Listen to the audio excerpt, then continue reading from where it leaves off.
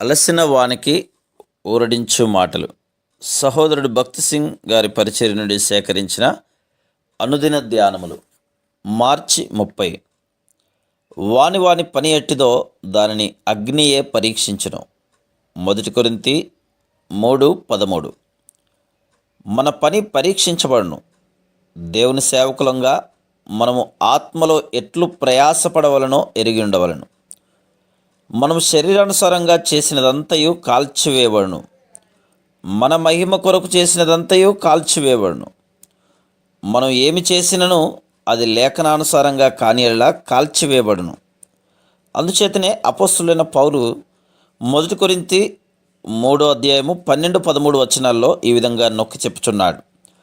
ఎవడైనను ఈ పునాది మీద బంగారము, వెండి, వెలగల రాళ్ళు, కర్ర, గడ్డి, కొయ్యకాలు మొదలైన వాటితో కట్టినేలా వాని వాని పని కనబడును. ఆ దినము దానిని తేటపరచును. అది అగ్ని చేత బయలుపరచబడును. మరియు వాని వాని పని ఎట్టిదో దానిని అగ్నియే పరీక్షించును. ఎబ్రీలకు రాసిన పత్రిక 12:27-28 కూడా అదే తలంపు కనబడుతుంది. బొత్తిగా తీసివేయబడును మరియు చలింప చేయబడును అని దేవుడు పండ్ల చెట్టును గురించి చెప్పినట్లు చెప్తున్నాడు. దేవుడు ప్రతిదానిని చలింపజేయును. ఆకాశములు, నక్షత్రములు కూడా తొలగించి వేయబడును. ఆయన ఎందుచేత ఆకాశములను కదిలించవలను, చలింపజేయవలను? ఎందుచేతనగా చలింపబడని, మార్పులేని, నిరంతరము నిలుచు శాశ్వత రాజ్యమును ఆయన కలుగజేయగోరుచున్నాడు. గతించిన కాలంలో ఎన్నో గొప్ప రాజ్యములు ఉన్నవి. ఎంతోమంది గొప్ప రాజులు ఉండేది. అయితే ఇప్పుడు అవన్నీ మాయమై గతించిపోయినవి. ప్రభువైన యేసుక్రీస్తు చలింపజేయబడని సుస్థిర రాజ్యమును స్థాపించనై ఉన్నాడు. అదేవిధంగా దేవుడు మన పనిని కూడా పరీక్షించనై ఉన్నాడు. ఏదైతే నిత్యత్వమునకు తగినది కాదో అదంతయు తృణీకరించబడును. ఏదైతే దేవుని ఇంటికి సంబంధించింది కాదో అది తీవ్రంగా చలింపజేయబడి తొలగించబడును. పూణే నగరమునకు సమీపంలో ప్రభుత్వం వారు కొన్ని కోట్ల రూపాయలు వెల్లించి ఒక ఆనకట్టను నిర్మించిరి. అది భూమి మీద నిర్మించబడుచే దానిని ఉపయోగించక మునుపు కనీసం 6 నెలలైనను అది గట్టిపడు వరకు వేచి ఉండవలను. నిర్ణయించబడిన సమయం కాకమునిపే అది బలముగా గట్టిగానున్నదన్న అభిప్రాయంతో నీటిపారుదల కొరకు దానిని ఉపయోగించుటకు ఆరంభించిరి. అది ఇంజనీర్ యొక్క పొరపాటు.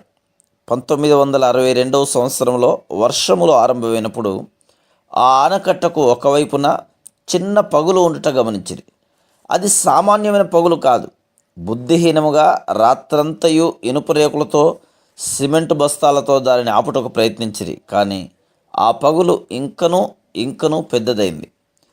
జూలై 12వ తేదీ మధ్యాహ్న సమయంలో పనివారు టీ త్రాగుటకు వెళ్ళిన సమయంలో ఆ ఆనకట్ట కుప్పకూలెను. ఒక్కసారి ఊహించండి. 30 అడుగుల ఎత్తైన గోడ లోపల నీరు గంటకు 47 మైళ్ళ వేగంతో ప్రవహించుచుండెను. బరువైన రాతి స్తంభములు గడ్డి వలె కొట్టుకొని పోయినాయి. ఆ పెద్ద వరదలో ఎంతమంది మరణించిరో, ఎంతమంది కొట్టుకొని పోయిరో తెలియదు. ఇది కేవలం కొంతమంది ఇంజనీర్ల నిర్లక్ష్యము, అశ్రద్ధ వలనే జరిగింది. దేవుని సేవకులు తప్పిపోయిన దేవుని పనికి నష్టం కలుగును. కనుక ఆ ఫలితము చాలా తీవ్రమైనదిగా ఉండును. అందుచేతనే దేవుడు నీవెట్లు కట్టుచున్నావో జాగ్రత్త వహించుము అని ఆయన వాక్యములో హెచ్చరించుచున్నాడు. మనం రక్షించబడిన ఆత్మల విషయమై బాధ్యత వహించకుండా కేవలం సువార్త చెప్పుకొనుచూ పోలేం. చాలామంది హెచ్చరిక యొక్క పూర్తి అర్థమును గ్రహించలేరు. దేవుని వాక్యమును బోధించు ప్రసంగికులు, బోధకులు అర్థం చేసుకొని హెచ్చరిక తీసుకొని వెళ్ళను. మనం దేనికైనా సిద్ధంగా ఉండవలను. ప్రకటన గ్రంథం 12:12 అపవాది తనకు సమయం కొంచెమేనని తెలుసుకొని బహుక్రోధము గలవాడే మీదకు దిగివచ్చియున్నాడు అని లేఖనములు మనల్ని హెచ్చరించున్నాయి. ఆయన పని నిర్మించబోటగా దేవుని ప్రణాళికను ఎరిగినట్లో మనం ఎంత జాగ్రత్త వహించవలను కదా. Praise the lord.